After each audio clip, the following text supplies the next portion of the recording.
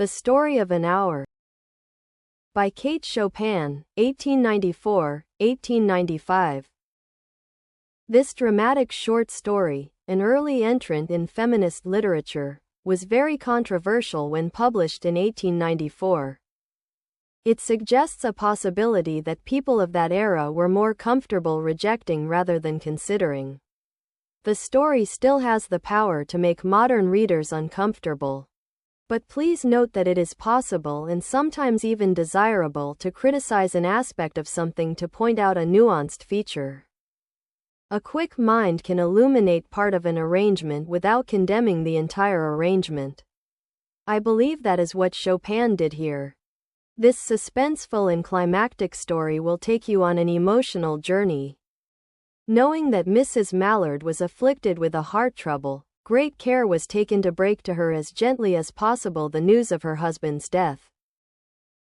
It was her sister Josephine who told her, in broken sentences, veiled hints that revealed in half-concealing. Her husband's friend Richards was there, too, near her. It was he who had been in the newspaper office when intelligence of the railroad disaster was received. With Brentley Mallard's name leading the list of killed, he had only taken the time to assure himself of its truth by a second telegram, and had hastened to forestall any less careful, less tender friend in bearing the sad message. She did not hear the story as many women have heard the same, with a paralyzed inability to accept its significance. She wept at once with sudden, wild abandonment in her sister's arms. When the storm of grief had spent itself, she went away to her room alone. She would have no one follow her. There stood, facing the open window, a comfortable, roomy armchair. Into this she sank, pressed down by a physical exhaustion that haunted her body and seemed to reach into her soul. She could see in the open square before her house the tops of trees that were all aquiver with the new spring life. The delicious breath of rain was in the air. In the street below, a peddler was crying his wares. The notes of a distant song which someone was singing reached her faintly, and countless sparrows were twittering in the eaves. There were patches of blue sky showing here and there through the clouds that had met and piled one above the other in the west facing her window. She sat with her head thrown back upon the cushion of the chair, quite motionless, except when a sob came up into her throat and shook her. As a child who has cried itself to sleep continues to sob in its dreams. She was young, with a fair, calm face, whose lines bespoke repression and even a certain strength. But now there was a dull stare in her eyes, whose gaze was fixed away off yonder on one of those patches of blue sky. It was not a glance of reflection, but rather indicated a suspension of intelligent thought. There was something coming to her and she was waiting for it, fearfully. What was it? She did not know, it was too subtle and elusive to name.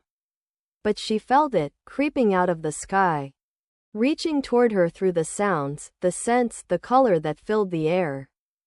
Now her bosom rose and fell tumultuously. She was beginning to recognize this thing that was approaching to possess her. And she was striving to beat it back with her will, as powerless as her two white slender hands would have been. When she abandoned herself, a little whispered word escaped her slightly parted lips. She said it over and over under the breath, free, free, free. The vacant stare and the look of terror that had followed it went from her eyes. They stayed keen and bright. Her pulses beat fast, and the coursing blood warmed and relaxed every inch of her body. She did not stop to ask if it were or were not a monstrous joy that held her. A clear and exalted perception enabled her to dismiss the suggestion as trivial. She knew that she would weep again when she saw the kind, tender hands folded in death, the face that had never looked save with love upon her, fixed and gray and dead. But she saw beyond that bitter moment a long procession of years to come that would belong to her absolutely. And she opened and spread her arms out to them in welcome. There would be no one to live for during those coming years. She would live for herself.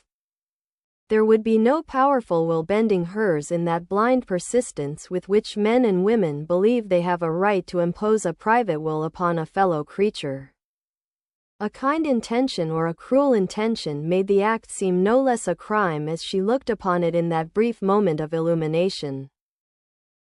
And yet she had loved him, sometimes.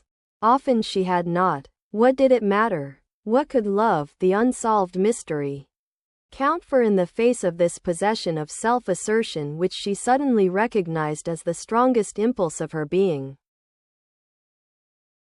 Free, body and soul free, she kept whispering. Josephine was kneeling before the closed door with her lips to the keyhole, imploring for admission.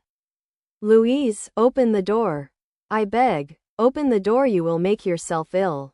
What are you doing? Louise? For heaven's sake, open the door. Go away. I am not making myself ill. No, she was drinking in a very elixir of life through that open window. Her fancy was running riot along those days ahead of her. Spring days and summer days and all sorts of days that would be her own. She breathed a quick prayer that life might be long. It was only yesterday she had thought with a shudder that life might be long. She arose at length and opened the door to her sister's importunities. There was a feverish triumph in her eyes, and she carried herself unwittingly like a goddess of victory. She clasped her sister's waist, and together they descended the stairs. Richard stood waiting for them at the bottom. Someone was opening the front door with a latchkey. It was Bentley Mallard who entered, a little travel-stained, composedly carrying his grip-sack and umbrella. He had been far from the scene of the accident, and did not even know there had been one. He stood amazed at Josephine's piercing cry, at Richard's quick motion to screen him from the view of his wife. When the doctors came, they said she had died of heart disease, of the joy that kills. Earlier, I pointed out that this story was first published in 1894 as The Dream of an Hour before being republished in 1895 as The Story of an Hour. Having read the story, why do you suppose Kate Chopin chose to change that one word? Given societal norms and expectations about women and marriage in 1895. Do you see how simply changing a single word in the title may have been an answer to the controversy and criticism that the story received at that time? The Story of an Hour is one of the stories to read when you have 5 minutes to indulge yourself reading a great story. Não se esqueça de curtir, comentar, compartilhar e salvar. See you!